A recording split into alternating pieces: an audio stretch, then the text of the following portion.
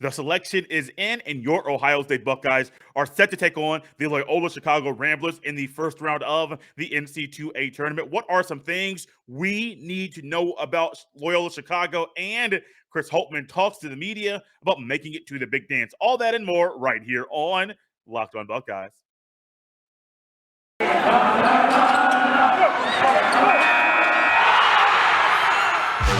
You are Locked On Buckeyes, your daily podcast on the Ohio State Buckeyes.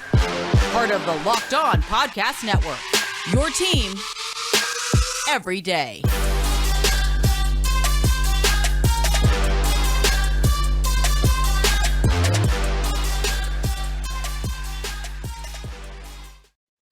What is up, Buckeye fans? Welcome back to another episode of Locked On Buckeyes, part of Locked On Podcast Network. I'm your host, Jay Stevens, also the host of the Jay Stevens Podcast. It is Monday, March 14th in the year 2022, and today's episode of Locked On Buckeyes is brought to you by RunYourPool. March Madness is here, and RunYourPool has a better way to create your bracket. RunYourPool.com, the premier sports pool hosting service. I would also like to thank everyone out there for making Locked On Buckeyes their first listen of every single day. The Ohio State Buckeyes, even though they didn't have the greatest end to their season, they're going dancing. And I opened the show with that statement on purpose because going dancing, despite of some failures or some things that happened in the season that didn't go as planned, going dancing is huge. It's a privilege. It's an accomplishment. It's not something that should be expected. There are 350 Division I teams trying to play in the big dance in the NCAA tournament. A field of 68, 350 down to 68. And if you're a part of that exclusive group of 68, it's amazing. It's huge, and we should not take it for granted. College football, Ohio State is a football factory. The college football playoff, only 4 teams out of a possible, I believe, 121, 25, maybe up to 130 Division I FBS level college football teams. If you're a part of that 100 group of 130, going down to a group of 4 is exclusive. Even if it goes to 12 down the road, which I think it is going to happen, it's a great accomplishment, huge accomplishment, and we should not take it for granted. Ohio State is one of three Big Ten teams to make it in the NCAA tournament 5 straight years. 5. The COVID year when the tournament was canceled, I don't believe Purdue would have made it that year. I think Chris Holtmann's first year, Wisconsin would not have made it that year. 2 teams that are really, really good. Purdue this year in the Big Ten Conference Tournament championship game, really, really good team. You would have thought, hey, Matt Painter, these coaches that they're, yeah, for sure. They have the talent. They know how to get the best out of their players. They're going to be in the tournament all the time. That is not the case. Kentucky, John Calipari, the one-and-done factory that it used to be, still has a lot of talent there at Kentucky. There was a year Kentucky under John Calipari was in the NIT, and they got bounced in the first round. People would expect Kentucky, the blue blood basketball program that it is, and the coach John Calipari is, and the talent that they bring in, you would expect, oh, please, they're going to be in the tournament every year. Not the NCAA tournament, but they will be in a tournament. I actually believe, on top of my head, I think that was the year that Nerlens Noel tore his ACL. Unfortunately, tore his ACL in that game, and Kentucky ended up losing. Don't lose sight that this is a major accomplishment.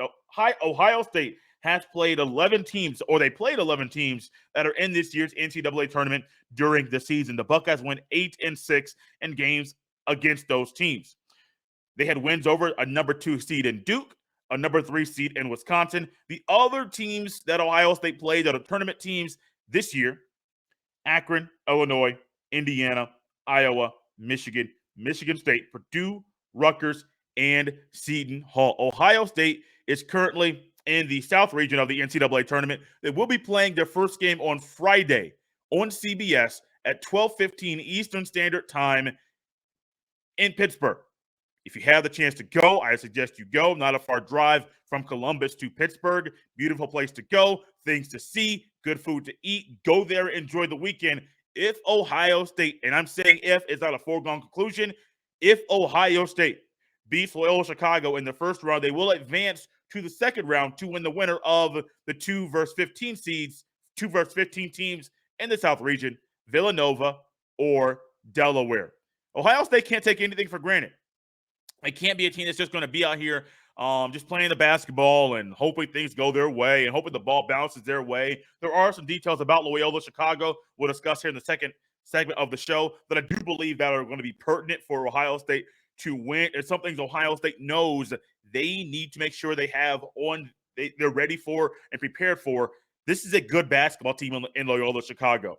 2018 went to the Final Four. Porter Moser was the coach. Last year went to the Sweet 16. Porter Moser is the coach. This year they have a new coach in Drew Valentine, the brother of Denzel Valentine.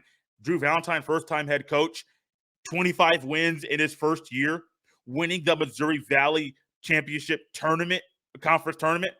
These are major accomplishments, not in any year, but in your first year as a first-time head coach, and you're doing these things, it's great. But you know what also is great? That Ohio State has E.J. Liddell, that Ohio State has Malachi Branham, that Ohio State has a guy by the name of Jamari Wheeler. You know what also is great? Ohio State is hungry, and they're able to have an extra day to play the basketball. That game being played on Friday instead of Thursday helps a team in Ohio State that has had injury issues all year long. Maybe the schedule makers knew Ohio State has had issues with the scheduling, not scheduling, that too, but has issues with the injuries as well. And maybe they said, how about we give Ohio State a chance? They're either going to play on a Thursday or a Friday. And we know that Ohio State, they're going to bring the eyeballs with the basketball, not like football, but they still will bring the eyeballs. It's Loyola Chicago. That's a mid-major team that people know. That's a name. That's a brand. Everyone's heard of Sister Jean. So how about we give Ohio State an extra day, Loyola Chicago an extra day to prepare for this game? Ohio State, hopefully, they get as healthy as they can because this is a game. This is going to be an intense game, a game they have to be mentally engaged in all game long. And I cannot wait for Ohio State, the Ohio State Buckeyes, to open the NCAA tournament against the Loyola Chicago Ramblers coming up this Friday on CBS. Once again, I want to thank everyone out there for making Locked On Buckeyes their first listen every day. Make sure to check out the Locked On Brackets Breakdown show March 14th right here on the Locked On Buckeyes podcast feed and YouTube channel. College basketball experts Chris Gordy, Andy Patton, and betting expert Lee Sterling give you in-depth breakdowns on every matchup. What are a few things we should know about the Loyola Chicago Ramblers? And is this a team that may pose a threat to Ohio State, to where Ohio State might not get out of the first round in back-to-back years in the NCAA tournament? Well, one thing that's very big, we all know offense wins games, defense wins championships. Well, this team has a really good defense. Loyola Chicago has a top 20 defense this year. They're only giving up 61.7 points per game, and that's 18th in the country. 18th in the country. Compare that to the 68.5 points per game that Ohio State is giving up to their opponents this year, which is number 160 in the country. Yeah, let that sink in for a little bit. They are also number 22 defensively. That is Loyola Chicago, not Ohio State. Loyola Chicago is number 22 defensively via KenPom, which is an analytics website. Ken Pomeroy does a phenomenal job with the analytics and ranking system that he has. And it's very similar to the Sagarin rankings that are ranking teams. But Ken Pomeroy, with his system, goes deeper into the analytics and offensive, defensive breakdowns and things of that nature. Ohio State on KenPom defensively is number 131.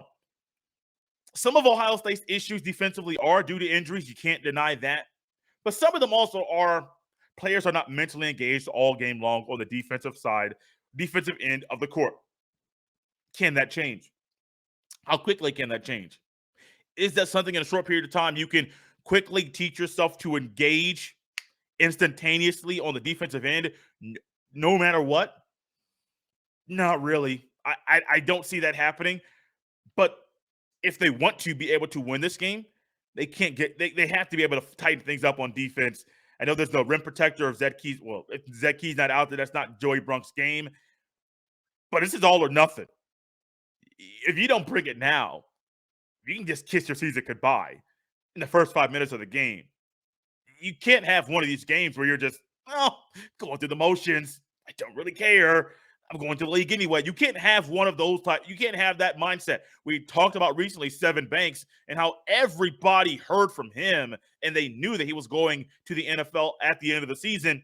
Ultimately, he's injured, and his injury derailed him in last season, and now nobody knows if he's going to be playing football next year. He's not enrolling classes at Ohio State due to the way that he was acting during the season about his future. Forget the future. Play the basketball, lock in on defense, and let's see what happens when you do that. Like, Loyola Chicago is a small basketball team, a smaller basketball team, and they're a team that's not the best at the rebounding. What is one thing Ohio State has struggled at with recently? Rebounding, especially offensive rebounding. And so with this team being smaller and with Ohio State really struggling with that way, do they need Zed Key and Kyle Young to be healthy to be able to be healthy to be able to get a lot of rebounds? Do they need those guys to be healthy to be able to be consistent in the rebounding category? Probably. You would probably say yes. At the same time, you would hope that they don't need those guys there to be successful. You would hope that they would be able to get some things in themselves to be able to be successful in the rebounding category. Loyola Chicago has a couple guys. Brayton Norris is 6 foot. They have another guy 6'4" by the name of Lucas Williamson.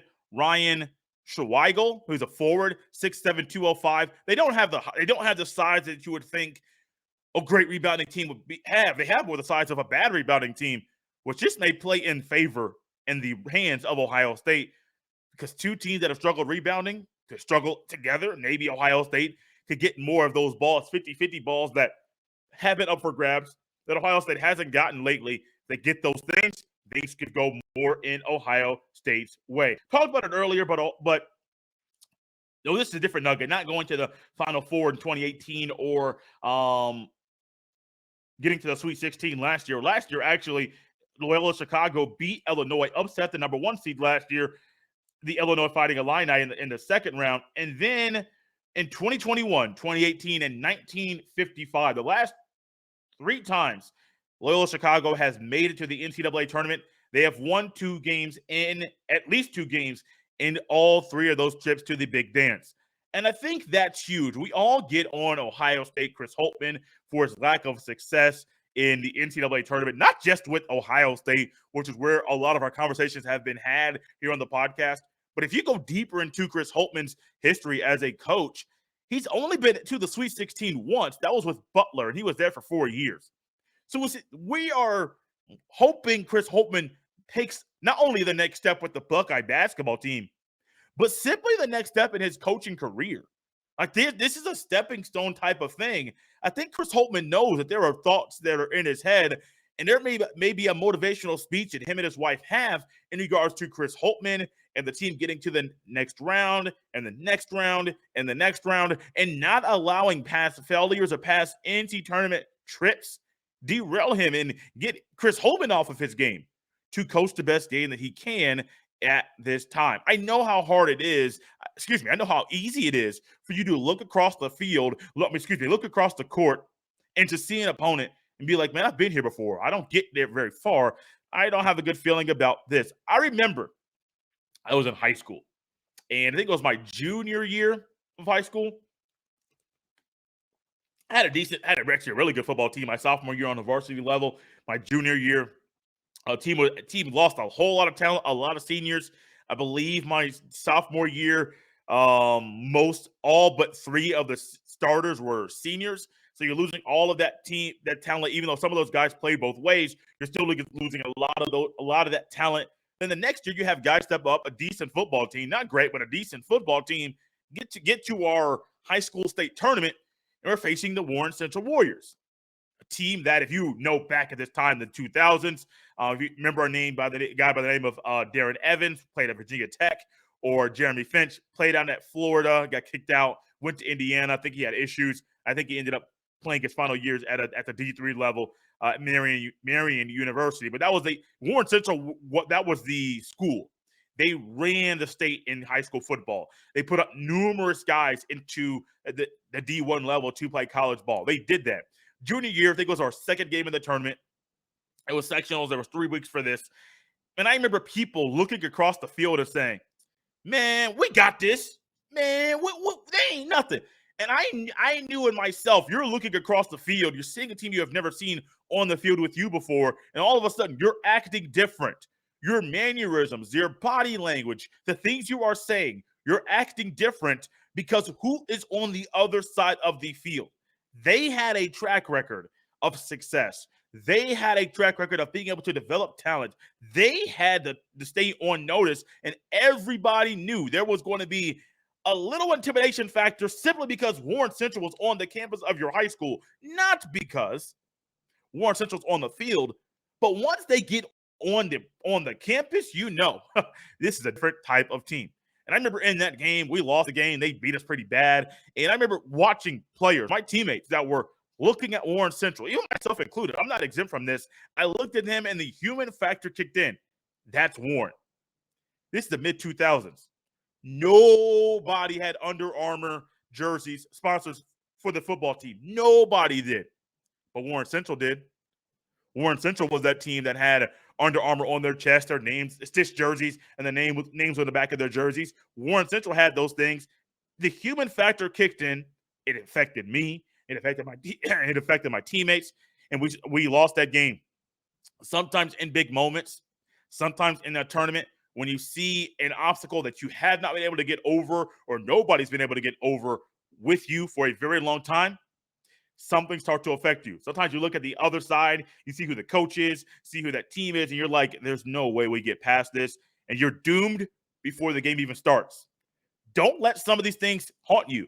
Yes, the Ramblers have won 2 games in the last 3 tournament appearances that they've had, but let's start a new streak. Buckeyes, when they play you in the NCAA tournament, don't let them win at least 2 games in this tournament appearance. Let them be one and done. That's what you want. I think that's what a lot of Buckeye fans would enjoy watching as well. Guys, the YouTube subscriptions keep coming in, and all I can say is thank you for your participation, and thank you for the consistent growth here of the podcast. Subscribe to the YouTube channel, Locked on Buckeyes on YouTube. Hit that bell so you're notified every time a new video goes live. And then make sure you hit the like button on this video and comment in this video and every other video that's here on this channel. Chris Holtmann talked to the media just a day ago, shortly after the selection came out, where Ohio State got locked up with the Loyola Chicago Ramblers. I can't overstate that it's a luxury, a huge blessing that Ohio State is playing in Pittsburgh this weekend. It's not only better for them for travel, but also for you having the chance to be able to go to the basketball game to watch the Buckeyes play.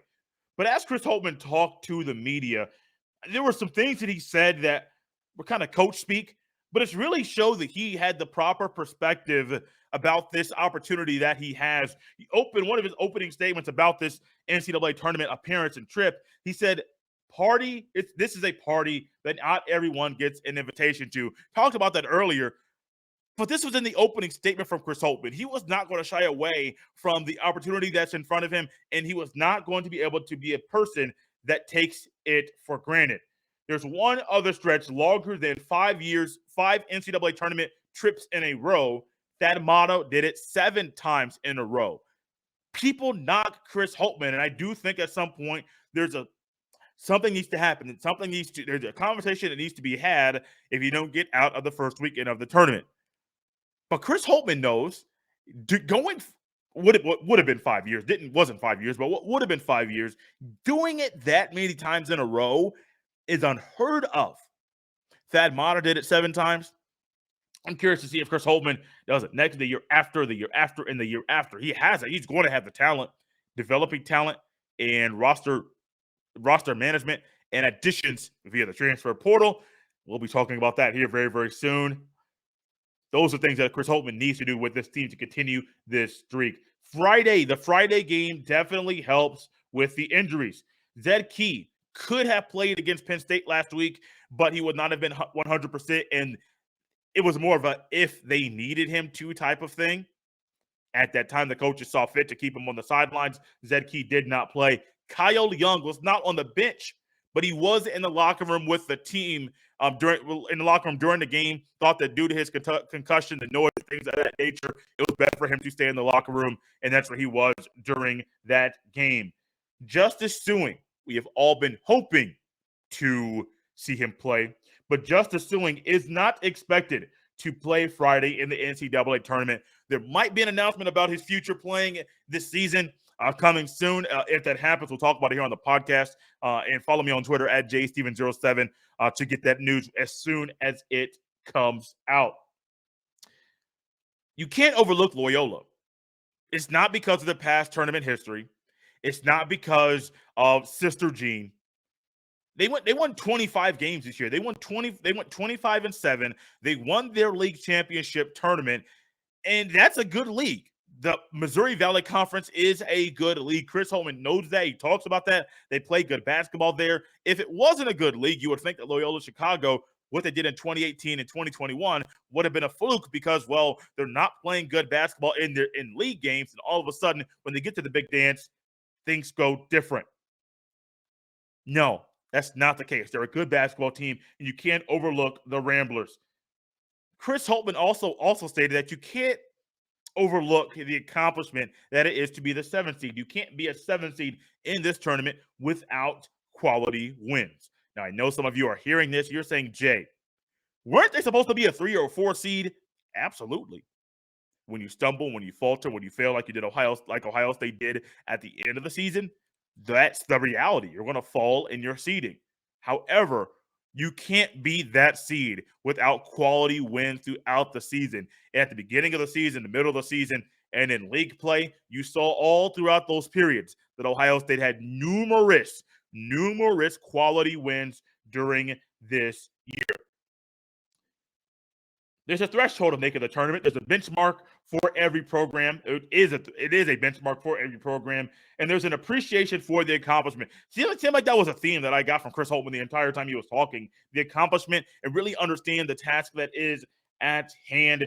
He also said a couple things about the grueling schedule that Ohio State had at the end of the season, and I'm going to leave you with that. One, he started off with this statement: that grueling schedule that Ohio State had, it helps them that they have been tested.